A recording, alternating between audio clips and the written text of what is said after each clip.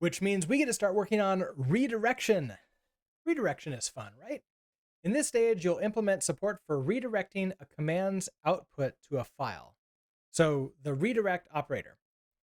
The redirect operator redirects, or I guess greater than operator, redirects the standard output of a command to a file. When you use redirect, the output that would normally appear on the terminal is instead written to the specified file. If the file doesn't exist, it is created. If the file already exists, it is overwritten, replacing its old contents. For example, echo hello, redirect to output.txt, and then you can cat that, and then you get hello. File descriptor notation. In Unix, standard output is identified by the number 1. You can explicitly write 1 out to redirect standard output. Yeah, so you want to redirect standard output. You can redirect standard error with, I think, 2E. You can use double redirects to be append. Oh, can you also do like 1 and 2? It's like 1, 2 redirect to redirect both at the same time. However, since redirect and standard output is so common, the shell allows you to omit the 1 and just write redirect. Both commands do exactly the same thing. Error output is not redirected. The redirect operator only redirects standard output, not standard error. If a command produces error messages, they still appear on the terminal. Okay, so cat non-existent, output txt, no such file or directory, cat output txt. The error message appears on the terminal, output exe is empty or contains only the non-error output if there was any. Yes, okay, which I don't have very much in the ways of error output right now, but we do have that print error, so that's good. But what we'll need to do is figure out how we catch that an output has happened. I think right now, standard redirect just would end up as its own thing in arguments. Is that right? Let's find out. So before I do this, maybe get command. So okay, we figure out what the command is. Oh, and the command is going to have the arguments. Yeah, we might need to like have a redirect in here too, and then sort of like add that on, and maybe we're gonna have to figure out something better than this tuple. Maybe like a command builder type thing. If I just want to do a print line, so a little bit of print line debugging, arguments are arguments like that. So cargo run. All right, so if I want to say something like echo hello to test, right now our arguments are hello, which is exactly what we expect it to be, then the redirect, and then where we're testing to, like where we're sending to. And so we now need to parse through this to sort of check to see, okay, this is the end of arguments, right? Like we no longer want to pass this in to echo. So we need to split? No, because we don't know what it splits on. Wait, can I split at? It's not really a split here, isn't it? I just want to create two different vectors, one of arguments and then one of, I feel like a command struct is starting to become the better thing of what I want to do. And if I do a command struct with a builder pattern, then we can test to see if we're redirecting somewhere, what type of redirect it is, what file we're redirecting to. So like by default, it's standard out, what our arguments are. I kind of like that a little bit more. And if we take a look right now, I have built-in commands, and I wonder if I want to create a command file. I think I do. So let's create a new file, source. I'm just going to do command. Is it singular? This might be singular. Command.rs. And we're going to have a pub struct. This is the command that we're going to create, right? So what are the things that we need to know inside of it? We need to know if this is a built-in, we need the built-in command. So built-in command is going to be a built-in command. We need the arguments. It's gonna be a vec string. We need, now do I call it redirect or just direct? I can make this redirect. Oh no, standard. So our output, and then I'll probably need a pub enum for what type of output this is, right? So do I want this to be like standard out versus standard error? I think so, right? So standard out, this is gonna be output. We have just to like print a shell, so standard out. And then we have a file, and then a file would be a string, not stringify, would be a string. This would be the output. We're eventually going to put standard error in here too, but we're not worrying about that right now. But we're sort of creating the pattern that will follow when we set this up. If we do, okay, so built-in commands, arguments, standard out. I don't know what other things I'm going to need inside of here, but I believe we're going to want a command builder to make this a little bit simpler, easy for us to create the command, sort of like going through things. So if I do a pub struct command builder, we'll have the command input. I guess we could start with the string, and that could be an empty string when we create this. The arguments can still be a vec of string. It's just an empty strings. And standard out, I guess, is going to be an output still, because we're going to have that be a default. So we impl command builder, pub function. Okay, so we start with new. We don't have anything in here, and we're going to return a self. Our command input, let's start with this. Our command input is going to be a string new. Our arguments are going to be an empty vector, and our standard out is going to be output standard out. That's what we're going to start with. Okay, never constructed. Don't worry about that. We'll get to you. So in git command, let's begin using our builder here. So let mute. I actually don't know if this is going to be mute. This is going to be our command. Ooh, I already have command in here. So this is going to be our, I'm going to call this new command just for the time being. So our new command is going to be our command. Yeah, create command, new. Okay, so create command. I mean, isn't that right? Oh, command builder. Not command builder. That's what I want. We're eventually going to want a build on this. Let's add, let's see, add on here. So we have a pub function build or create or apply or whatever. If I say that if it's just dot coming in, everything is a self. So it's a mute self coming in, and then we're whatever not that is. Stop it. Mute self, and we're turning a self.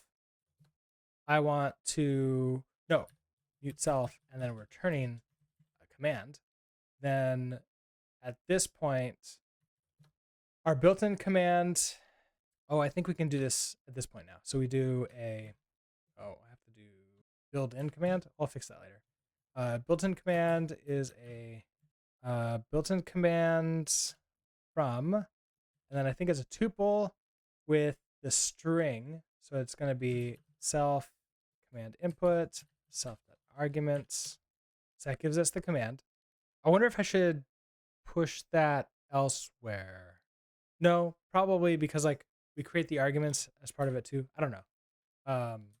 Arguments are going to be self.arguments, and then standard out is going to be self.standard out. So far, everything is exactly the same, which makes me think, do I need a builder for this? I don't know. Like, if everything is exactly the same, then what's the point, right? Because I might be able to do, without the builder, I create the command. Built-in command right now, the only difference is because that is unknown. And this allows me to take in the input and then create it as the built-in command. But if I get the command here, then I can create the command pretty easily. I kind of like that. So basically, we get the user input, we parse through the arguments, we get the command input by removing it from the command arguments. I don't need that print line anymore. So we figured out what the built-in command is going to be. Then we create a new command. Okay, yeah, I don't think we need the builder. Maybe I'm going to need the builder later, and I'm going to regret deleting this, but it's still so close to the beginning that I don't know if I'm going to care that much. Okay, so let our command is going to be equal to our command, which is our own struct. Do I want to create? I think I want to create a new on this, don't I? So pub function new, and then, I could have this be a default, and then we update things, and that's like a semi builder pattern. So if I derive default, I will need to derive default for you, and then standard out. You are default for this. Built-in command also needs a default. We can get you default. Okay, and so we'll just say that not found is the default case. But I could make this the equivalent of an option, which is like none, but it needs those other things. And that's the problem here, isn't it? That's the reason why we can't do default. Okay, fine. Can't do default. So if I can't do default, we can't do default here. You can be default, but at that point, what's the point? So I'm going to need a impl command function new. We will want the built-in command here. So built-in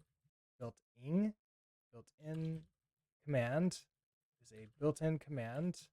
I might as well take in the arguments. So vec of string. And then standard out, I don't have to take this in here, but we can make this a function to sort of set that later.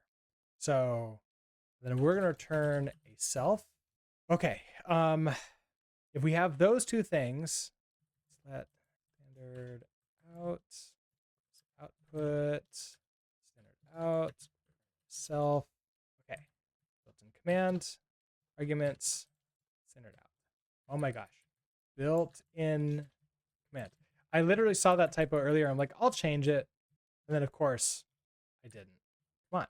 Do the thing that I want you to do. There it goes. There we go. Okay. So now I can do command new. We take in the built-in command. So the built-in command. We take in the arguments. Great. I'm not returning the built-in command anymore. I'm now going to return a command.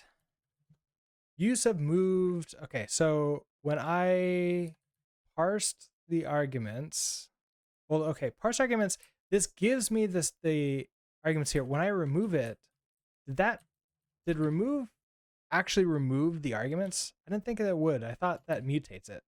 Oh, wait, built-in commands. I moved it here. Oh, that's what it was. Okay, so I would like you to be a reference for this, which obviously you're not happy with, but we can fix that. So command arguments, you're going to be a reference to command arguments. Okay, you're like that. Can I make you, actually I could make you a string slice, can't I? Which would be a lot better. I'm only using command arguments here. This is fine. Actually, I don't even know why I'm using command arguments. If I'm not using it anywhere else, no reason to keep that. Let's just make this a slice of strings. So if I do that, cannot find, command arguments. That's the reason why I was doing it, because you were that everywhere. This is a vec of string in, so they get stored as vec of strings in here. Oh, that's the reason why it needs to be cloned, isn't it? That's the reason, because I'm storing them in. So you do need to be cloned. Unless I clone it here, because it's not always that I need it, but it is like 4 out of 6 do need it. So if that's the case, I can see going back to this and just saying, fine. Well, let's do that. You'll make you happy, except when I don't write things in correctly. So inside view, we just clone you. You're going to be fine. We no longer have a builder. Okay. Unresolved import. Command arguments, right, is not a thing anymore. This is built-in type. Command arguments is just a vec string. I was using that elsewhere. Okay, so in our main library, when we get the built-in, okay, so when we get the commands, oh, I need to go to our command and make you public. So that's what we're checking. Yep, okay, and then you're just yelling at me that nothing's being read. But we have the arguments here too, which is part of the built-in command, but will also be passed through if necessary. I mean, with the built-in command, with the string name and the built-in command, I can actually figure out what that is in here. So instead of built-in command, what if I just do, this would just be the input, right? This would be, I guess, user input. It's going to be a string. We're going to return self. That means inside of here, we get the user input, but we need to parse the arguments. We need to do all this stuff inside of here. So parse arguments, import you. We remove the first argument. That becomes the command input. Our built-in commands, we now get that ourselves. We figure out what standard out is, and we have our arguments. So everything else here is fine and happy. So we just pass in the user input, and that gets us you. Yes, I know those are not being used. Don't worry about it. So if you're not being used, fine. I will ignore that. Okay, so because we have everything here in the same place, plus it's the same place we're going to store standard out, we need to go through our arguments here. So we've gotten, before we create the built-in command, because that uses the arguments here. So we get our arguments. We need to extract out the standard out from this. And then also we're going to be doing piping too, aren't we? Eventually. Yeah, we're going to do pipelines with multi-pipelines. So it's going to be like an entire thing of going through the arguments and then figuring out where the end of the arguments are and then returning only those. Basically, what I want to do is loop through the arguments, building up what the arguments that we care about is, and then removing, I guess, like figuring out what standard out is and like parsing that out. And then obviously removing that at the same time. And I can't help but think I can do this as my own function here. I don't have a command yet, so I don't have access to like self.arguments. I can pass in the arguments, and then I pass out the arguments and the standard out that I'm using. Maybe that's what we do. I can't help but feel that this is going to cause problems later unless I break these up into different sort of like little functions that do its own thing. So like, what if I do I can do a private function here, right? So private function extract redirect. So if there is a redirect, I don't have a self at this point in time. So I'm going to take in arguments. We are going to take ownership of it. So vec of string, and we're going to return probably a tuple because I need to return a new argument. So a vec of string without the redirect stuff inside of it. and the output as the other thing. So if I do that, then this will be fairly, okay, so we're going to, let's do let, we shadow the arguments, and standard out is now going to be self extract redirect and pass it in the arguments. We don't need you anymore. And then the rest of the built-in command still works. Okay, we need to actually figure out how to do this though. So we need to, right now, what are we handling? We're just handling standard out, but they're going to be checking for one right arrow, so one greater than, one redirect, and then just standard redirect. That's it. Those are the two symbols that we're looking for. And then if I find any of those, I need to find the index of it and sort of extract things out from there. Let's do the really, really, really naive way first. Let's just try something silly.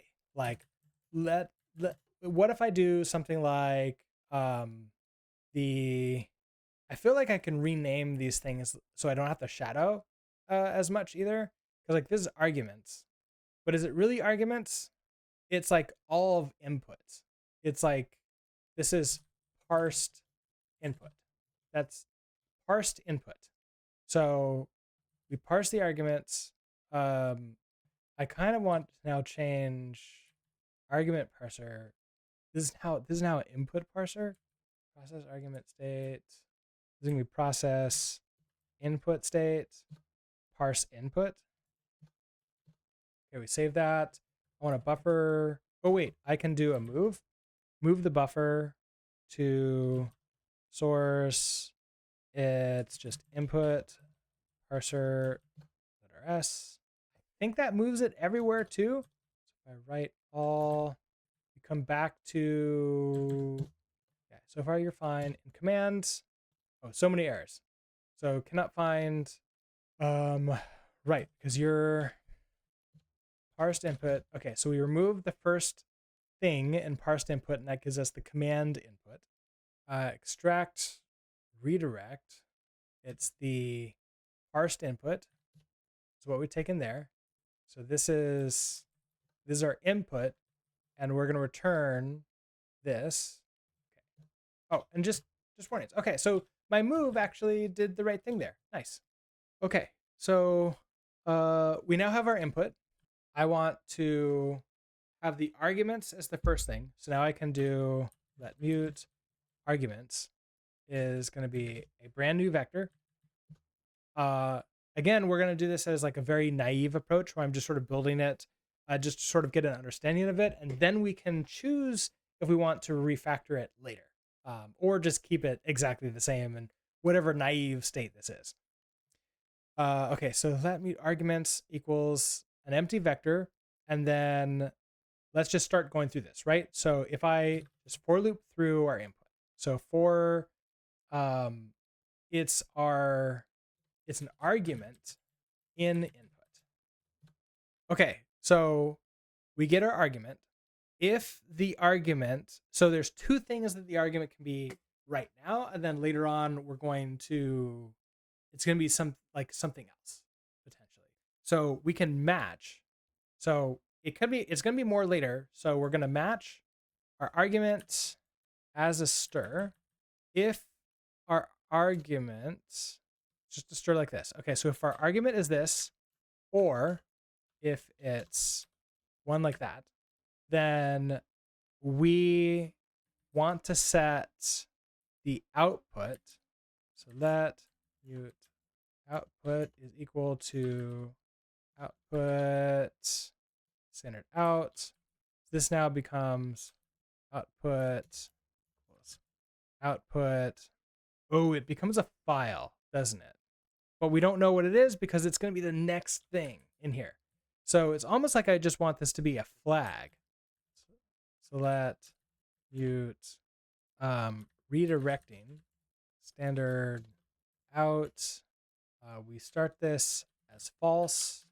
So redirecting standard out equals true.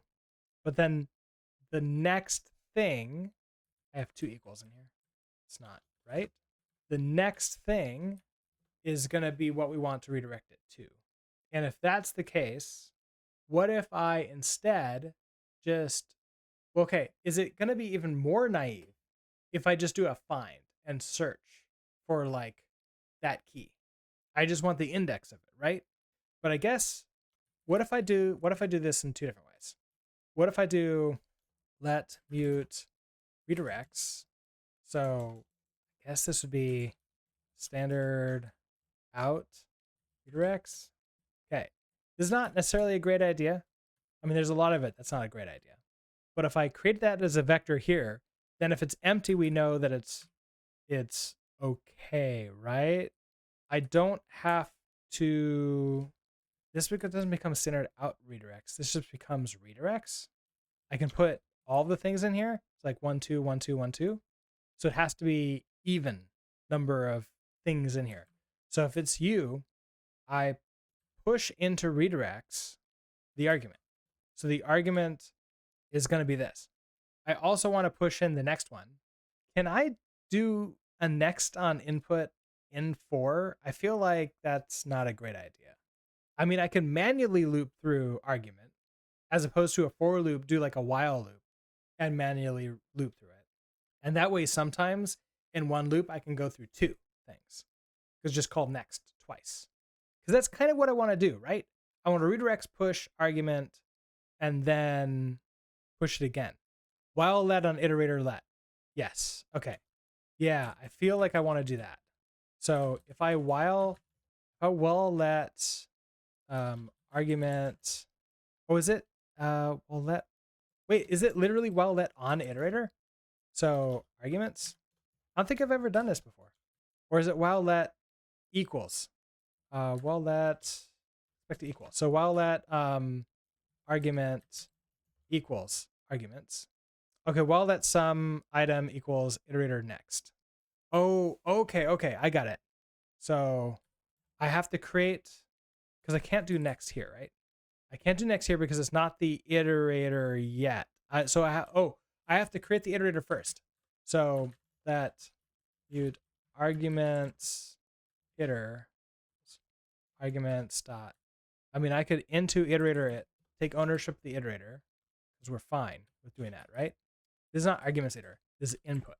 So, okay, I take ownership of the iterator, and so now I have you.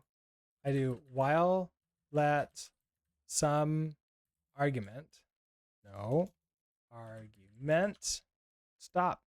Okay, argument equals arguments iter, next.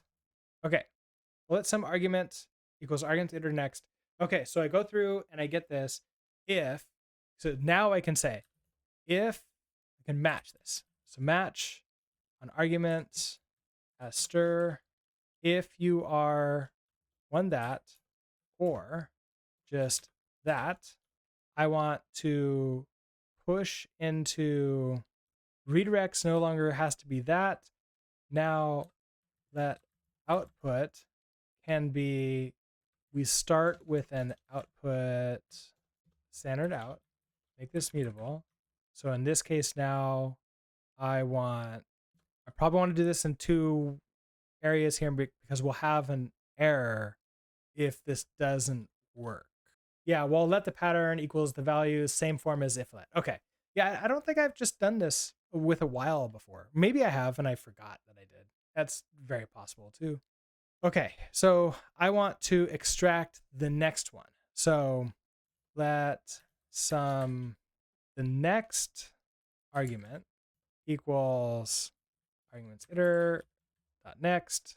If this doesn't exist, if I can't do an else, sorry, if it's a none, right? If this is a none, I want to, I guess we don't have a standard out. So next argument becomes nothing at all, and we break, we're done, and we stop. I mean, I probably want an error. So print error. Oh yeah, this is gonna be like an estate for the entire thing. I just realized that too for everything. All right, heads up, ad break in 4 minutes, which should be the last break for the stream. Okay, print error this is when redirecting standard out, a file must be given, because like we're missing a file, which I'm guessing we're not going to run into in this shell, but in reality, that's something that could happen quite often. I'm actually really curious, what does happen? Like in real life, if I do something like echo, I don't have a test here anymore. So if I do echo hello to test, that works, right? If I do echo hello, yeah, parse error near new line. So it's, I mean, I could just give a better error message. When redirecting standard out, a file must be given. And then we break, and then we're done. We're no longer parsing arguments, but the rest of it should still work, I think. Possibly, perhaps. But this means we now have our next argument. The next argument is the file that we're putting this out to, which means that we can say our output is now going to be equal to output. It's a file with the next argument inside. And then if you're currently anything else, this gets just put into arguments. So arguments, push, argument. I don't really care about that. And then at the end here, we return a tuple of arguments and output. Okay, so then we take our parsed input, we extract the redirect to arguments and standard out. We build the command. We have that. I want to derive debug. You're going to yell at me because output needs to implement that. Can I fix that? Oh, it would be really cool if I could just have it auto do that, but I don't think it can. Derive debug. Okay, and then okay, just a bunch of warnings now. That's great. And so I want to, head starts in 3 seconds. Okay, we will debug this in when we come back from the break. And by debug, all I really mean is testing, which I think we can do. Add break starts here. So we can test here when we get back. Until then, I'm actually going to go use my break this time. I will be back in around 3 minutes. I might also try to get the music working again too. Okay, well, hopefully the command has the redirect output, and then I think we'll have to have some kind of state, some kind of centralized state, and then something else. Go through, I guess I go through that whenever we print something. I'll have to pass that around. All right, welcome back. Let us let's debug out the this command. So we have our command, get command. Okay, so we get our command. This is just a normal command here, but I would love to just print line what this command is, right? So this is the command, debug, print this, everything's saved. Is that an error? No, these are just warnings. Okay, so if I, for example, do clear, it actually clears after it runs all this stuff. Okay, fine. Let's just do type. The command is built-in command. Type is type. Arguments, type, standard output. Okay, so if I do something like echo hello to test, ooh, look at that. I think it did it right. So the command is built-in command echo with hello as the arguments that we're passing to it. The arguments are hello. The standard out is file to test. And if I do echo hello world to 1, this is my new file. Okay, and then also because they might throw this at me too. I want echo hello world, and then I will put this into this is my new file. Yeah, that's going to create that. Cool. One last test is with quotes. Really cool file. Yeah, okay. I think this is working the way we want it to work. At least our command in here. So we have our command. This is really a state, isn't it? So it makes me wonder if we should have a state out here that then we can set from the command, right? Like the command is standard out to that, but I set the state, the temporary state. No, I should probably just pass the command. Or when we change directory, it's like change directory doesn't have any output, right? It just changes our directory. Echo does have output.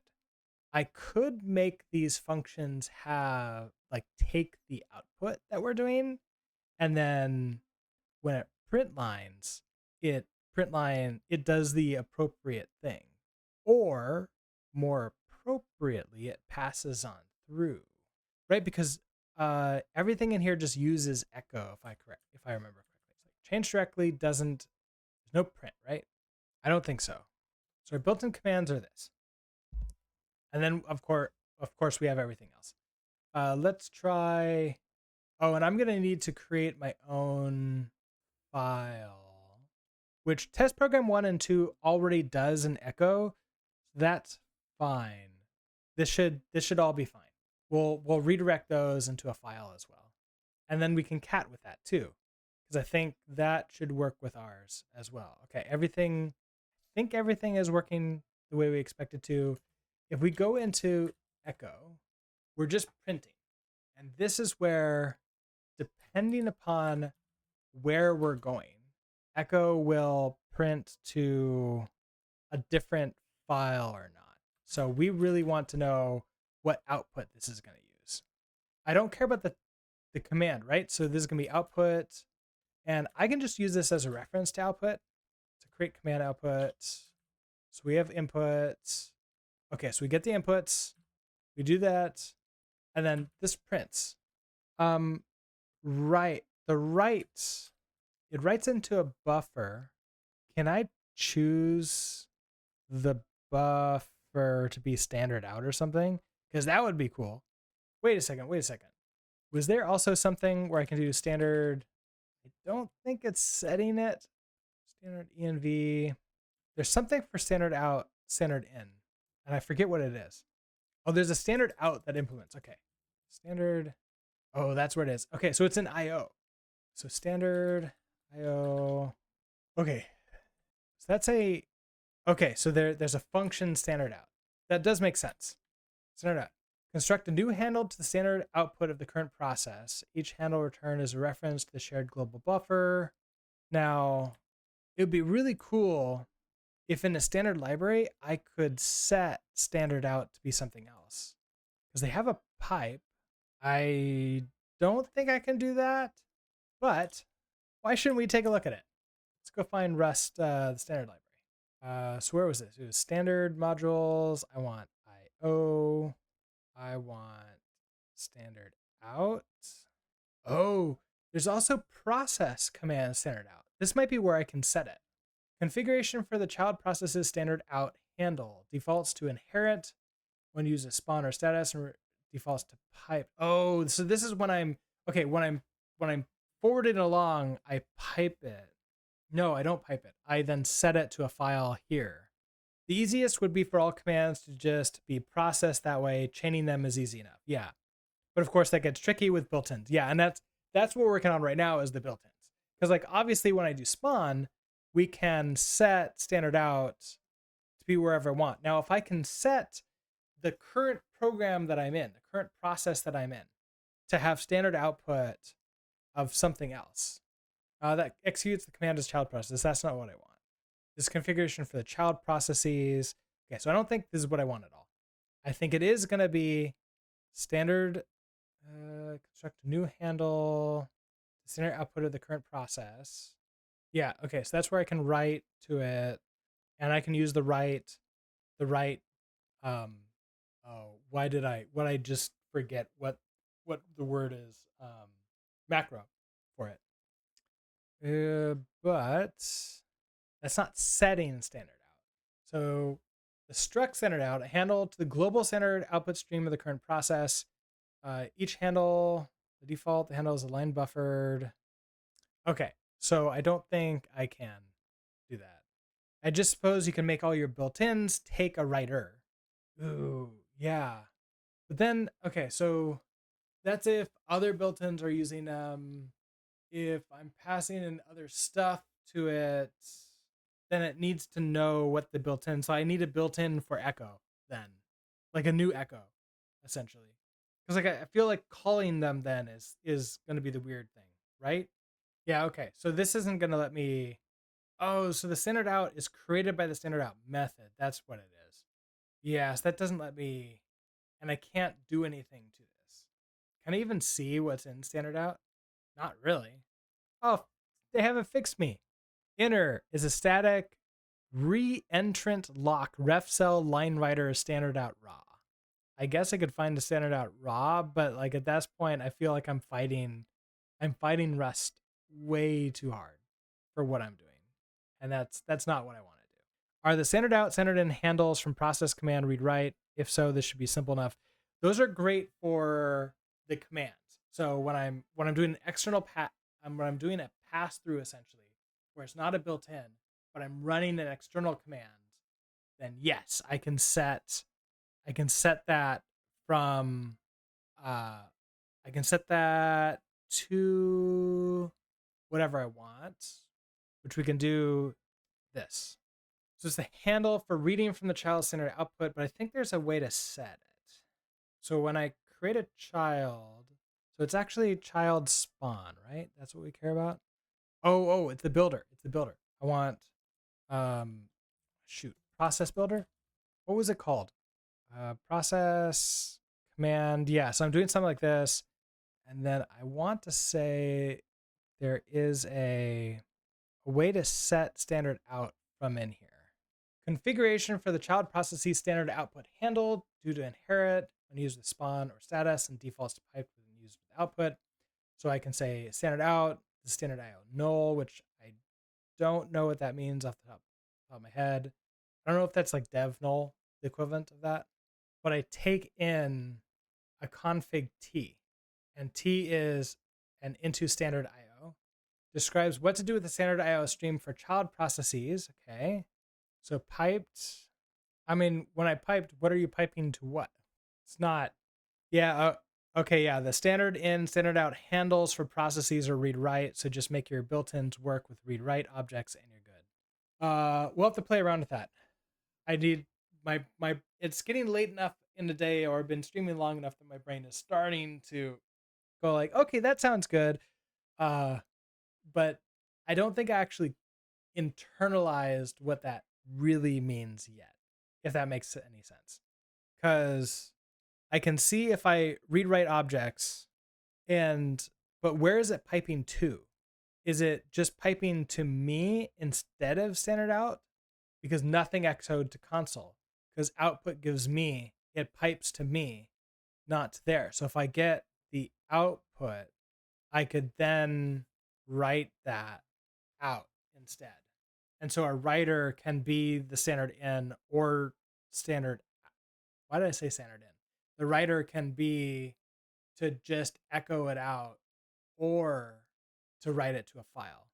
But how do I organize that? That's the next question, right? So we have all these things.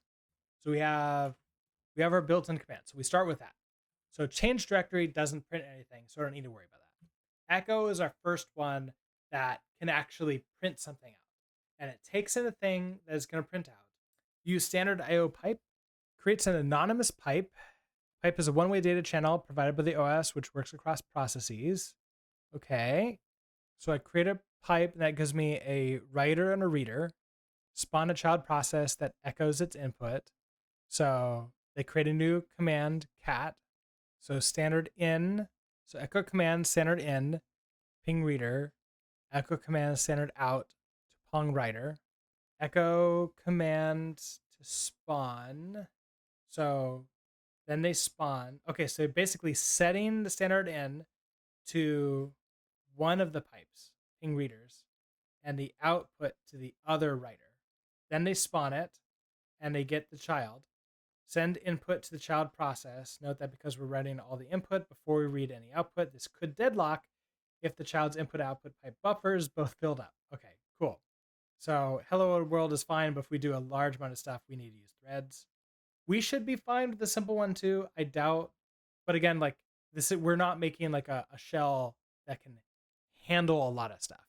So then, okay, ping writer, which is the same as standard in. So we're basically setting into standard in, hello, we drop ping writer to make cat exit, because otherwise it'll just stay open and nothing will happen.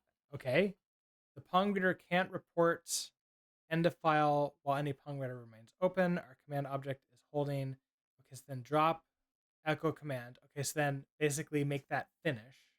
This would allow us to write multiple things to the writer. That's the reason why they're using cat. So we have to drop the writer. So drop standard in. So write in standard in. We drop the command because we're done with it. That's the equivalent of command D or control D. Buffer. Okay, so we create a new buffer. We block it until cat closes it standard out. So we read. So Pong reader is standard out reader. And we do that. And then we can do this. Okay. At this point, we know cat has exited, but we still need to wait to clean up the zombie. So this might work. What we're trying to do is implement output to standard output to a file or just a standard out, right?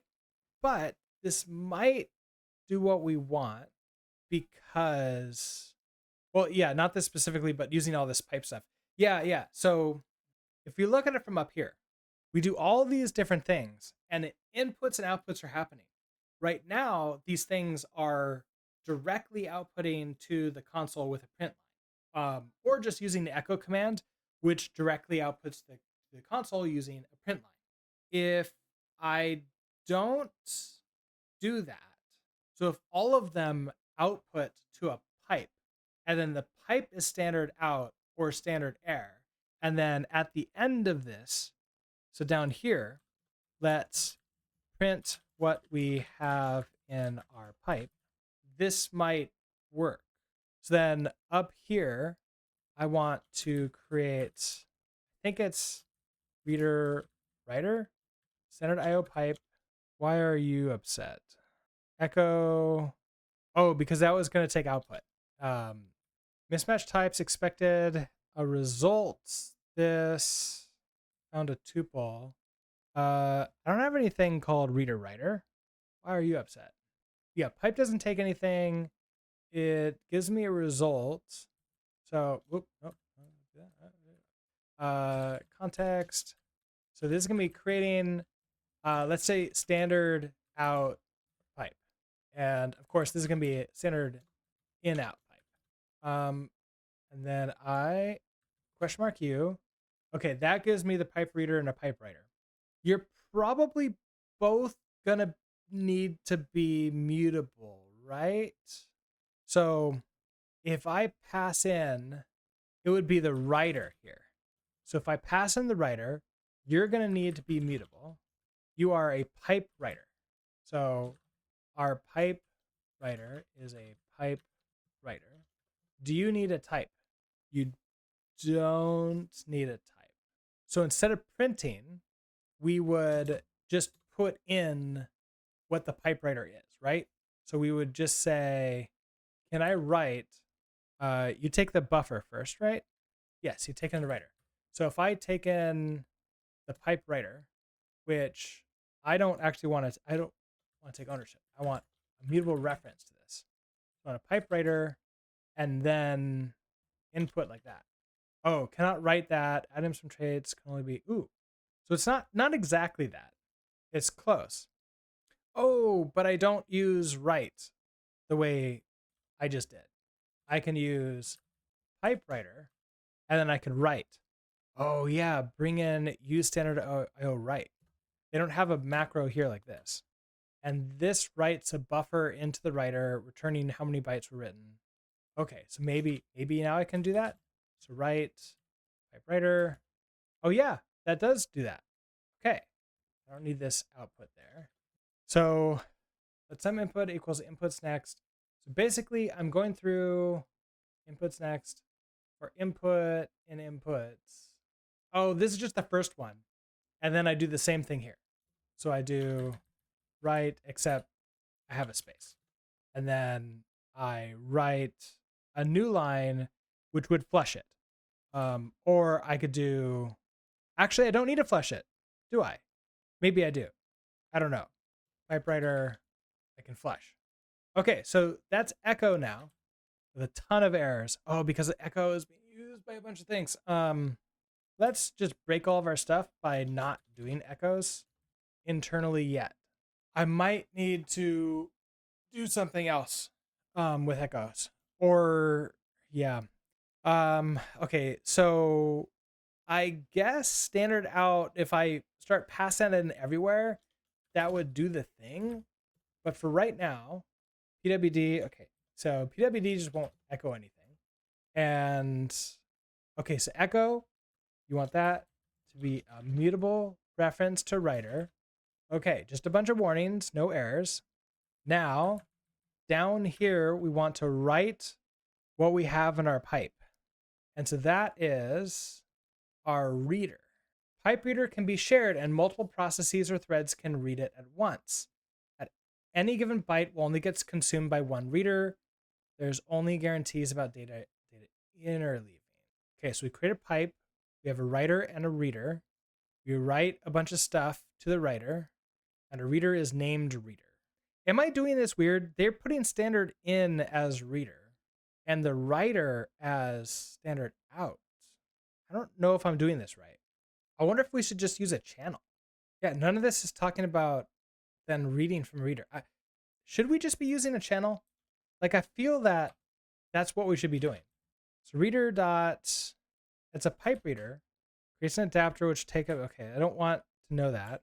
Pull some bytes. That is correct. The process reads from standard in and writes to standard out, but you write to standard in and read from standard out. Wait, as in I'm doing the opposite of what I should be doing. You're on your phone without sound, but you could take a mute dyn impl IO, write to support pipes and other writers.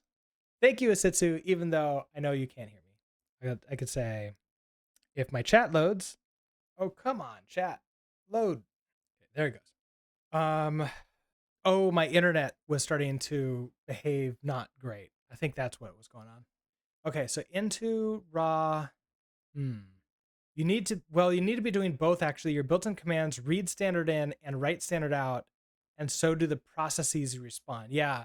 And so, but this is where I'm thinking, yeah, when passing data between them, you read from standard out and write to standard in, which is so weird. That's breaking my brain thinking about it, because that's opposite of what I want to do though, right? Because I want to write standard out to be where I want. Yeah, read write pairs like these do get confusing fast. Yeah, and at the end of a 4-hour stream where I'm coding, that's getting me to be like, oh, I don't know what I'm doing anymore. But it is making me think of whether or not pipes are the right tool to use here, or a channel would be better. Because if I have a channel, then down here I read from the channel. I just like write into the channel a bunch of times, and then I read from the channel each like thing that goes in, right? Because we're just putting strings into channel, and then I just print those out. I then choose where they go. They either go to a file, or they go into a file or standard out, the print line.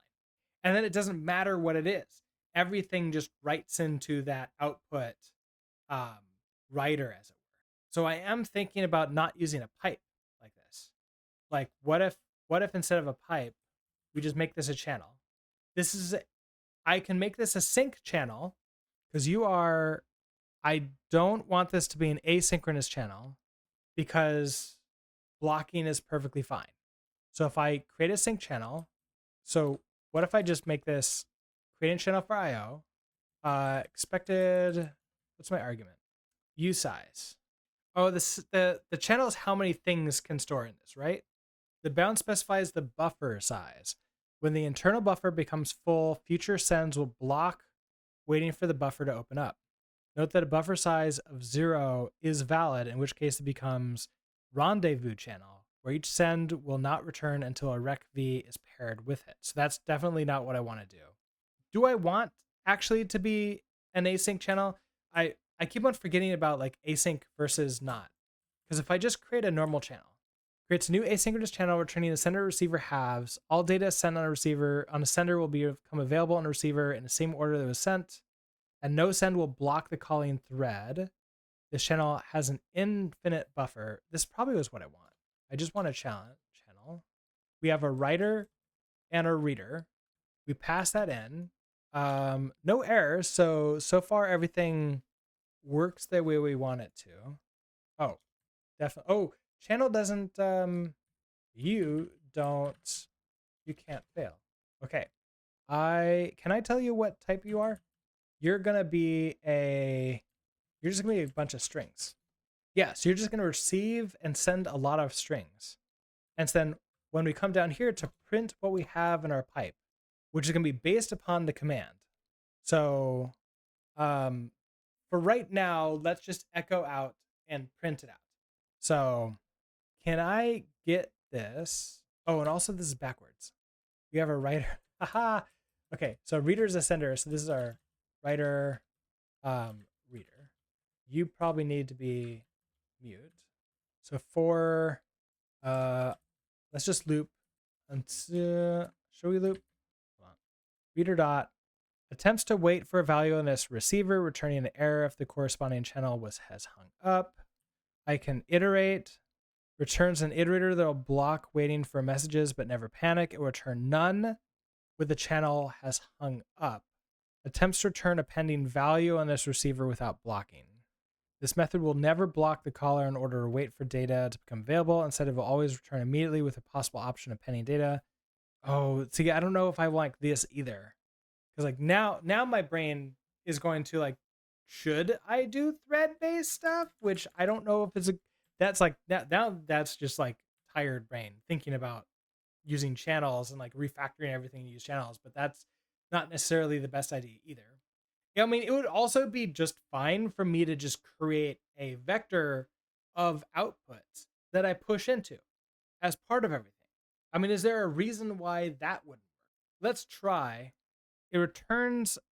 Okay, so this will always block the current thread. I can iterate through this and return a none. Okay, so if I do something like for message in iter. Wait, interesting. It gives me a full string.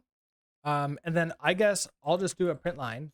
And we'll just say message from reader. I mean, that's very much not right now. Okay, and then you're upset because you're a writer, but I need you to be a sender instead. So not a pipe writer, a sender string. Ooh, okay. So I can't do this. Standard IO write.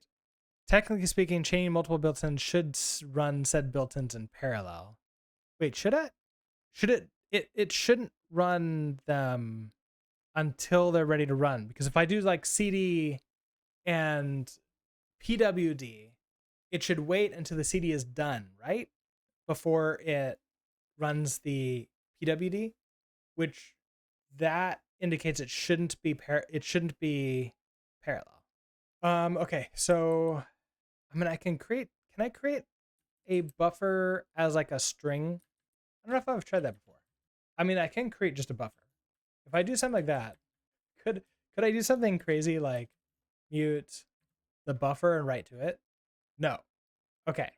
I can do, wait, a buffer is actually not a string. It's a vector. I can do a vector. That works. So we do that. And then at the end of here, I need to not call this pipe writer. Let's call this our output. Output, we then send. We have to take our buffer and turn it into a string. Oh, is there a way to turn a buffer into a string? I vaguely remember I've done it before and I forget how to do that. I don't think I can do a was there like a from, is it from bytes? From UTF-8. String is made of bytes and a vector of bytes is made of bytes. So this might work. So from UTF-8.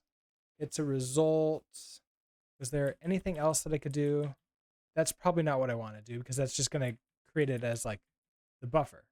And then if I do buffer, yeah, okay. So that's what I was thinking of was the from UTF-8. Okay, so if I do string from, we pass in our buffer, that's the UTF-8, that becomes a result. Echo now needs to, let's just unwrap you for right now. Oh, okay. That's just going to give me a string. So then we're just going to unwrap you for right now. Stop. Do what I, stop. Do what I want you to do. Don't do what I tell you to do. From string. Okay, so we have a vec of u8 from, I thought you could do this from a vec of u8. Why aren't I not allowed to do, because it's a from UTF-8. That's what it is. From UTF-8. I didn't think about that. This gives me a result. That's what it was. I was wondering where that result was. So double unwrap because nothing ever bad happens when you do that. Okay, so if I do that, we have no errors, and then we should get, when I do echo, a print message from reader with like the appropriate echo thing in there. So exit, or go run. Okay, so if I do echo hello world, message from reader, hello world. If I do echo hello, I don't think we have that. Also, that took control of, that never exited from here. I feel like I need to loop through. Let's it can be the message, not a panic message. Message equals our reader try rec v. So attempts to return a pending value. Oh, that's a result. Isn't there one that was an option? Returns an iterator that will attempt to yield all pending values. It will return none if there are no more pending values or if the channel is hung up. And then this one, it will block waiting. Oh, yeah, okay. This is what I want. Try iter. So you return, this might be fine then.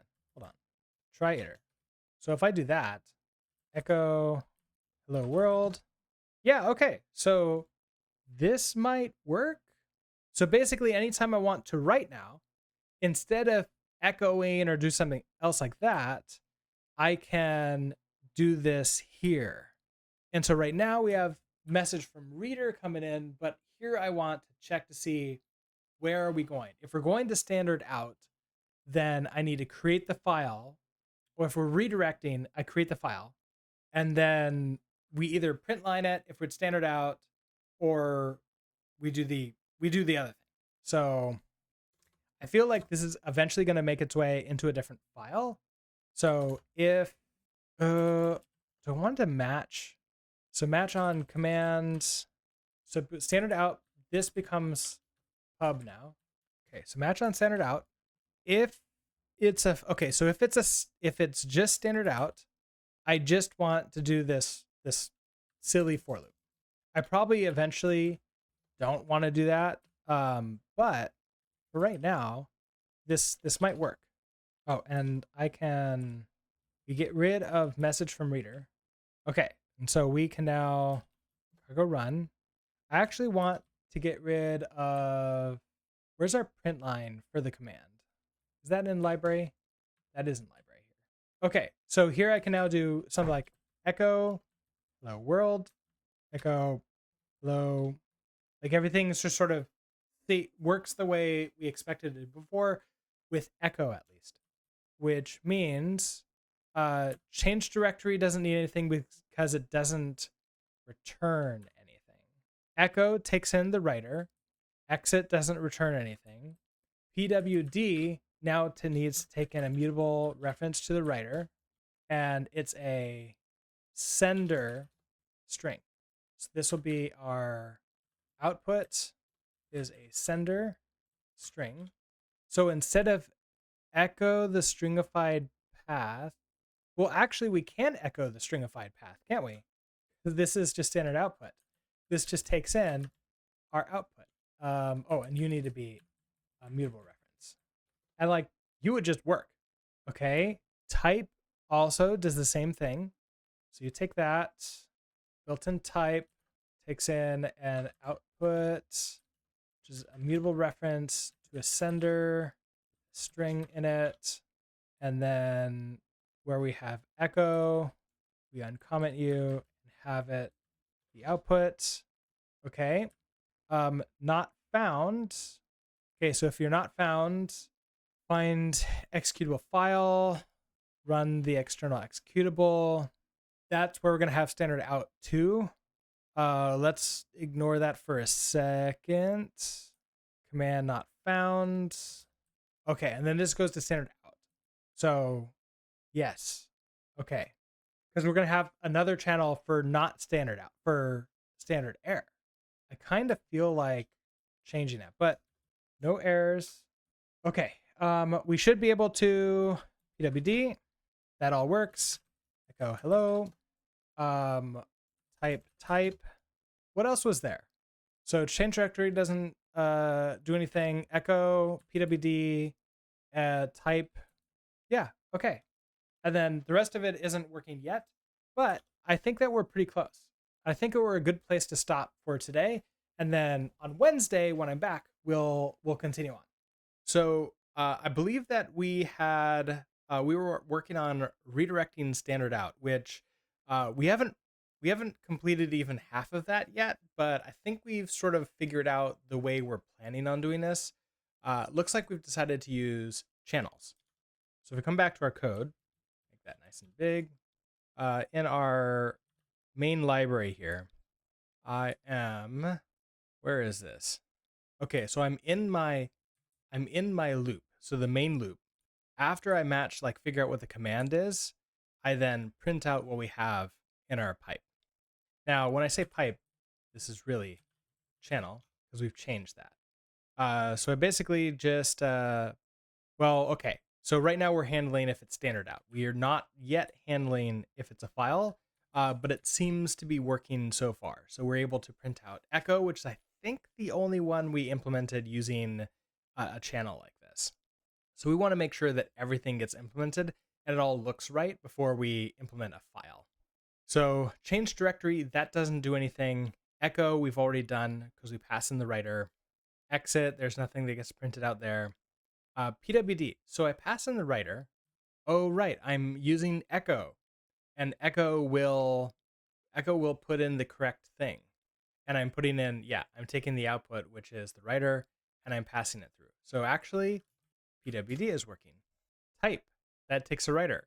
Did we do this? Yeah, it looks like we're using echo, no print lines or anything else directly in here. So I think we're good. Not found. Okay, so if things are not found, we find the executable file. We run the Okay, so we run external executable, executable arguments. Oh, but this is probably going to, because this is right now, I think, are you echoing out or are you just printing? I think it just prints itself, right? I think it does. So we're going to need to pass in mute writer, which is a sender string. Okay, so if we have that, okay, so we get the executable. Okay, so we figure out what the executable is. We turn that into a string, which we're safe at unwrapping because we wouldn't have gotten here if we didn't know. The command, okay, so we process command. Okay, so we do a new command. We hand it the arguments. Okay, so then we spawn. What I probably want to do is change this around a little bit. So instead of this, we're going to get the output. So our output, I'm just saying output right now because I don't exactly know what this is going to be. So output executes the command as a child process, waiting for it to finish and collecting all of its output. By default, standard out and standard error are captured and used to provide the resulting output. Standard in is not inherited from the parent and will attempt by the child process to read from the standard in stream. Okay, so I think this is fine. Ooh, standard in is not inherited from the parent. And any attempt by the child process to read from the standard in stream will result in the stream immediately closing. So if I try to use cat, that would be a problem. Oh, okay. If I try to use interactive cat, that would be a problem. But I don't think that the shell needs to support that. So I think we're fine. Let's ooh, but I could get standard out. Configuration for the child's process is standard out handle. Okay, so let's get output, and we'll just have to remember that this is this happens if, okay, and also this also gives me a result, which means that these are probably okay. Means instead of spawn, you can be output. That gives me the output. Currently I'm returning nothing, but right now I need to send to standard out what the output has. Oh, wait. Let okay equals command out. Oh, right. Okay. So hold on. If output dot. Okay. So this gives me a buffer of standard out. Wait, are you a, oh yeah. Okay. So it's not a function. I think we just did this not long ago. And oh, it's I have to do a string from. So if I do let, is this also a result? I forget. So this is, I mean, that's literally what, let's do command output. It's really the result, right? Because like I know it's output, but it also has like the status. So let's do command result there. I don't know if I need to wait for it anymore because I think this does that for me. I get the output. So the output is now going to be string from UTF-8, command result, standard out. Okay, so this returns a result. So, okay, else we'll just return. We don't get anything there. Now I have this output that's a string. I can send this on out, so we can do standard out. Why can't I send? Come on. Standard out. You're a sender, right? npmc. Oh, sync sender? I think that's wrong. I don't think this is sync. I think it's mpsc sender. Yeah, okay. Now I can do send. We send the strings. That's the output. This returns a result. I don't return an error here, but if there is an error, I kind of just don't care, don't I? So let's just say let okay. It's not right. Okay. So I guess send result. I don't want to. I don't. Okay. So I don't want to unwrap it. Send result. Otherwise, we just return because like that's all I really care about is we just send it, and then yes, I'm not using the send result right now, and that's okay. I can just do that, and then you don't need to be mutable because I'm not doing anything with it except grabbing that. I might have to wait for it still. We'll find out. So this is run the external command. I do have some errors. You taken a mute writer, which we'll have to change the name of. Wait, is that correct? Expected two arguments. No, that's not correct. What am I doing? Oh, did I just not save it? That seems to be the problem. Okay, no errors, just some warnings. Let's cargo run this. So an external command. So if I do type, that still works. Type ls, that's an external command. So I can do ls, and that works like this now. I can't remember before. I think it printed with the tabs, but I don't really remember for sure. And if I do ls al, it does give me all the things. Al source. Yeah, okay. So I mean, technically, it's working with all the outputs. So multiple lines. So excellent. So let's run external executable, and then if it's a command not found.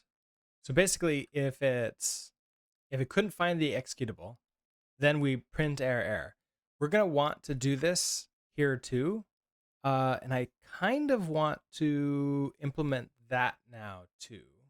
So that would be in our output we have standard out file, and I guess I want, you know what I might want? Instead of standard out, what if I just do this as standard?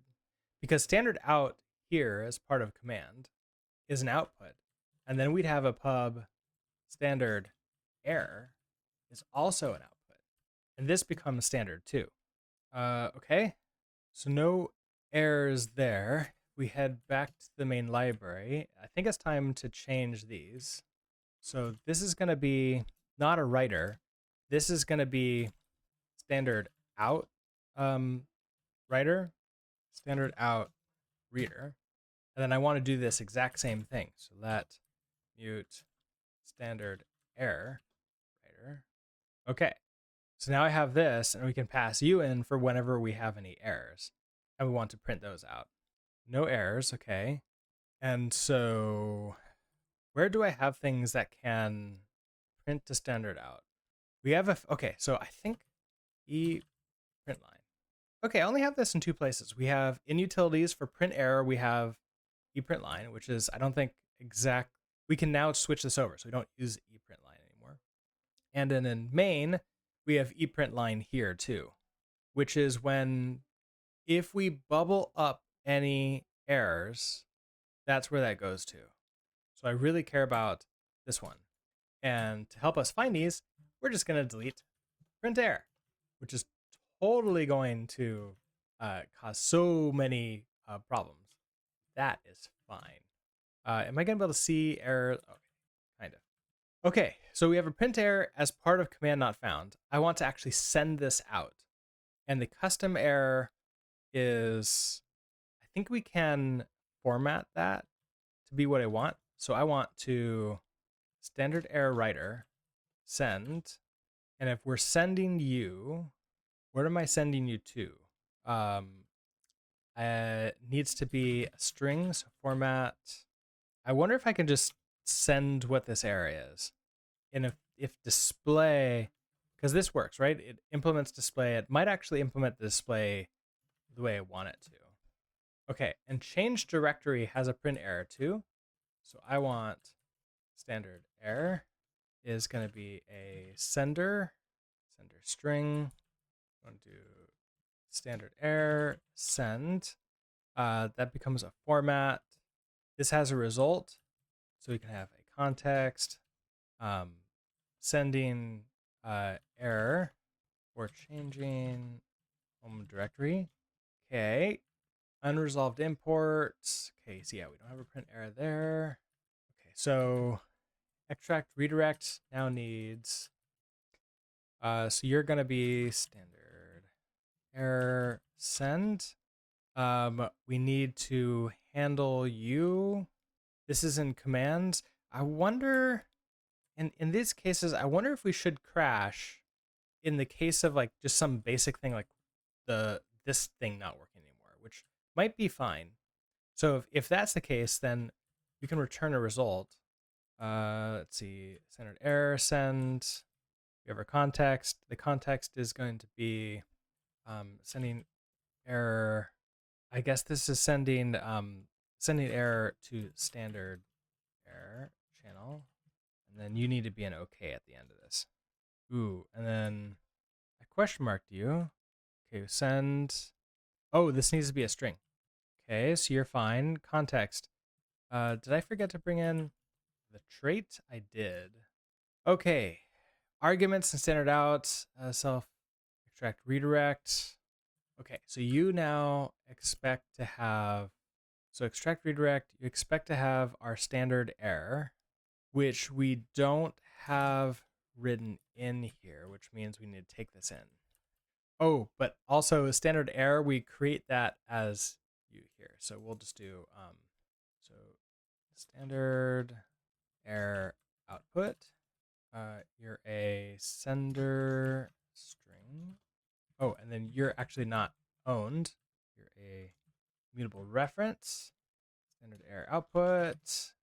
And then you can be question marked, but you can only do that if we return a result.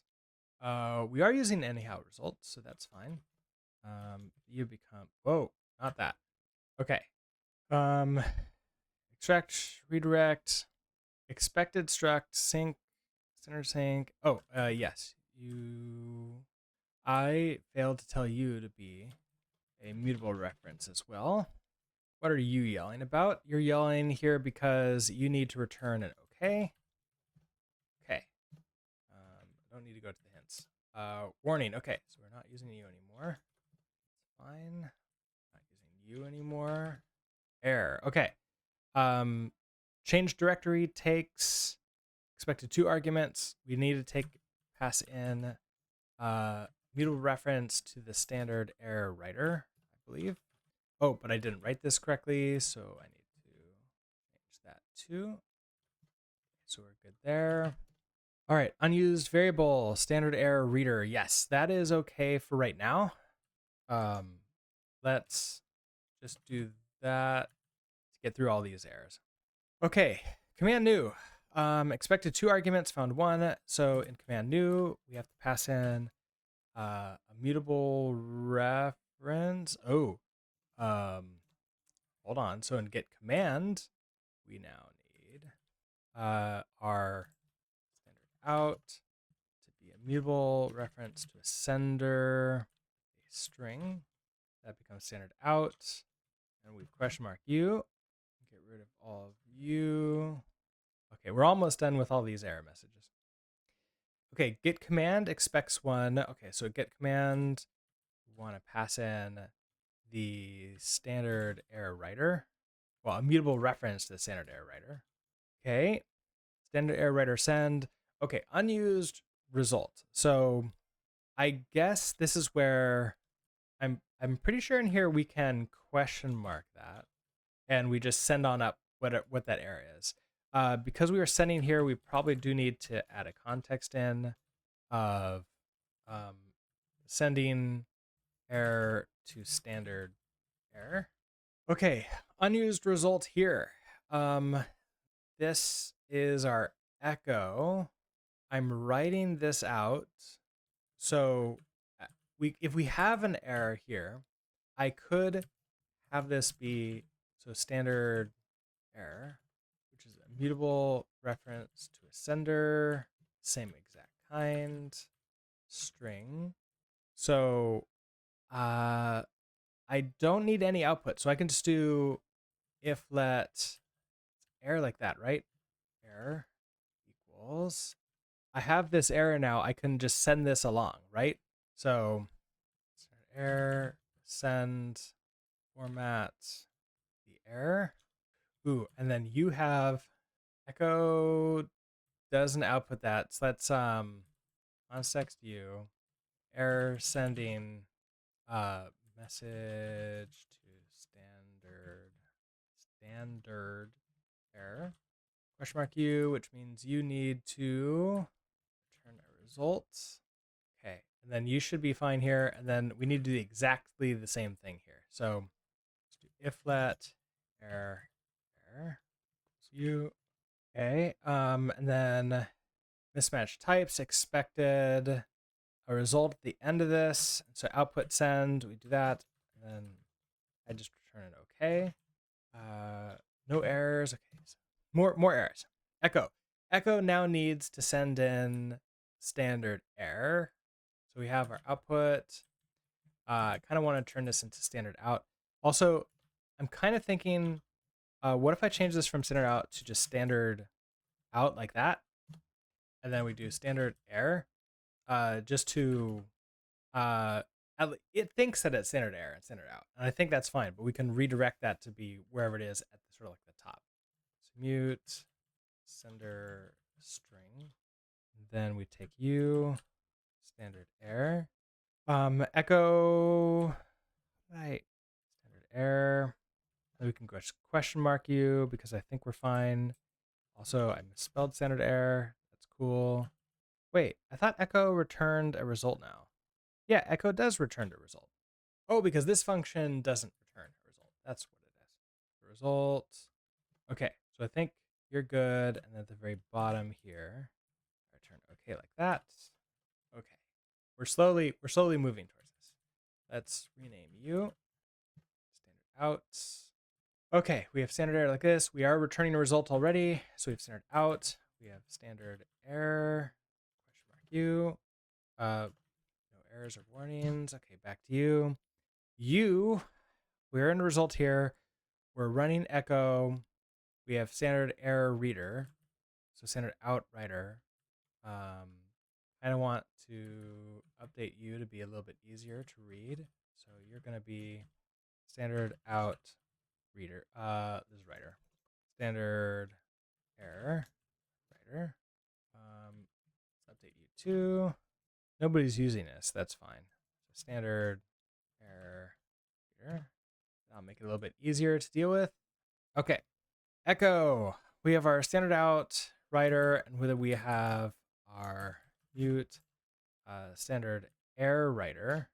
We also need question mark U. I think we do that. So we're fine. Okay, PWD. Expected 2 arguments. We have our standard out writer, and then we have our standard error writer. Built-in type, you need another argument. So mute standard error writer, and then your result. So I need question mark U. One last warning. We're not using arguments at all. If we're not using arguments, it makes me wonder if we really need to keep them here. And I'm kind of thinking no. We do need the arguments to be passed in here in order to create the command input. But besides that, I think we're fine. Okay, so we're good to go there.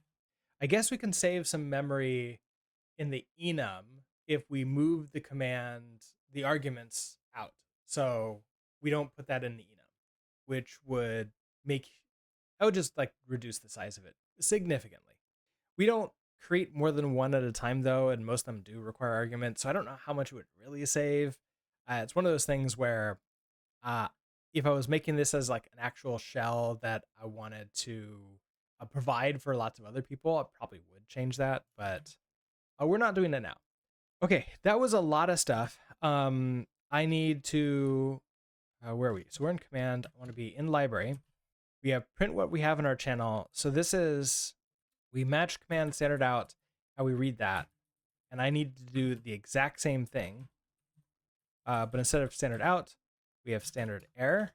If the output is standard, for the message in, and here's where we need to change you to be in our standard error reader. We try iter, and then we can eprint line. So right now we're just eprinting line, so it goes to standard out and like true standard out, and then we're good to go there. We don't have any files yet because we're not handling that. No errors, no warnings. Let's try this. So what are some errors that we can do? I believe that if I try to, like if I do ls source, that still works. If I do ls something that doesn't exist, I don't remember if that works. If I cd to something that doesn't exist, there, cd no such file or directory. Okay. I don't remember if ls, ls is supposed to also do that. With ls not doing that, okay, so I believe what that means. So if I do type that, okay, not found. So all of that means is my run external executable. Let's see, where is this? Okay, so I get the output. We have standard out here. So I need, this is going to be standard out like that. And I want standard error. And so we're going to do exactly the same thing here. Now in this case, I wonder if this is actually an okay thing, or if we want to continue our pattern of just crashing the shell, if it can't actually start sending to standard out, because I kind of don't want things to be running if I don't actually can see the error message. So maybe we'll start switching to a result here. We don't return anything. Let's do the pattern here, and then we'll update the other ones to handle this. All right, so I'm okay. send it out. Okay, so I get the send. I wonder if I can do this all in one go here. So I could do standard error send. Okay, the string. That's going to be the command result. Oh, it's a string from. So string from UTF-8, our command result, standard error, it's just a field. Context U, so converting external command standard out to string, question mark that, context U, and we are sending external command standard out to standard out channel, question mark U, and then that should be good. So that's what we want to do for each of these. At the very end, we're going to okay like that. Okay, so we want to get the command result. So we don't need this let okay anymore. We just have command result equals command output context. I guess, yeah, this if we can't run any commands or something, I think this is fine. This is getting command result external command. Okay, that makes you happy. Exactly same thing here. Equal string. Oh, okay, and I can actually do this all in one go. So this is going to be, we have standard error. I'm going to do standard out. Actually, can I just duplicate this? Standard out send string from. This is standard out context for external standard out to string. I didn't write that originally correctly. Okay, so I think that reduces it down to 3 lines. It obviously expands to multiple lines because I'm formatting it like this, but it's a lot simpler. I could break it out to those 2 sends, and we creating the variable here. I think we're good. Okay, so some arguments. Run external. We have standard out writer. We need standard error writer. We also need question mark U. Okay. Oh, and that's it. All right, let's now see if this works. So if I do type nothing, we get that still. Type, we get, okay, so we get standard out, we get standard error from built-ins. If I do ls, there we go. ls that no such file or directory, I have a bunch of stuff around that, which makes me think I need to trim it. And I get centered out still. Yeah, I'm getting that kind of stuff. I think we need to trim at some point in time. Let's trim when we print. So we have our message. Let's trim there, and we'll trim here. Okay. All right, let's try this again. So type nothing. Okay, standard out and standard in. Standard out and standard error from built-ins are working. ls source. Got rid of one of these, but not the other, which I wonder what that's about. This should all be one string, right? It's not like multiple strings that are coming in. And then ls that. Because I'm e-printing line, I wonder if I actually don't want to e-print line.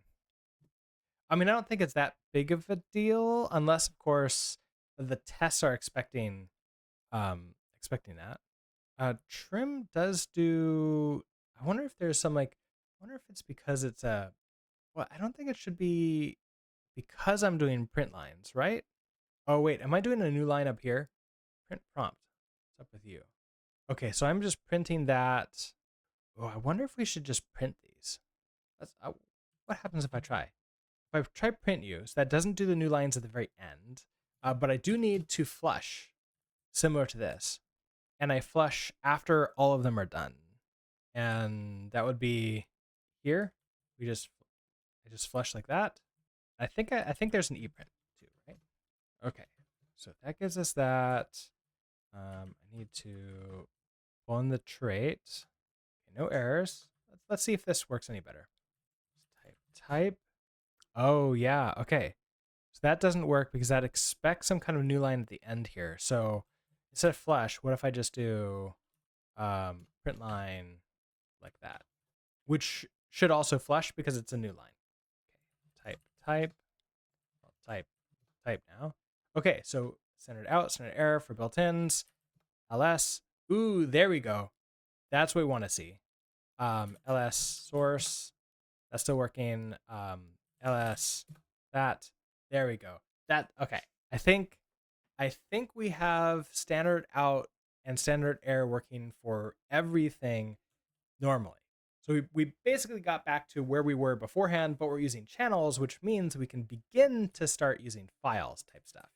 And I want to say that that the command is doing what we say. So let's print line the command.